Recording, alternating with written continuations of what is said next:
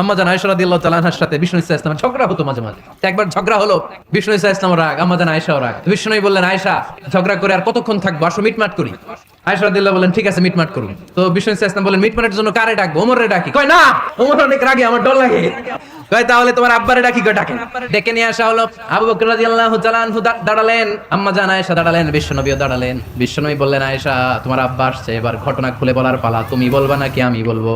আম্মা জান আয়েশা বললেন, আপনি বলেন, তবে যেটা ঘটছে ওইটাই বললেন, মিথ্যা কথা কইেন না।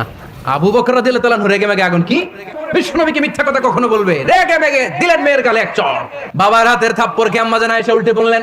সাইয়েদনা আবু বকর রাগে গড়গড় করছেন, আবার মারার জন্য তেড়ে গেলেন। এবার বাঁচার জন্য আম্মা জান আয়েশা বিশ্বনবীর পিছনে যে আশ্রয় নিলেন, বিশ্বনবী বাঁচানোর জন্য দুই হাত মেলে দাঁড়িয়ে গেলেন। বিশ্বনবী যখন দুই হাত মেলে দাঁড়িয়ে গেলেন, সাইয়েদনা আবু বকর রাদিয়াল্লাহু আনহু থেমে গেলেন।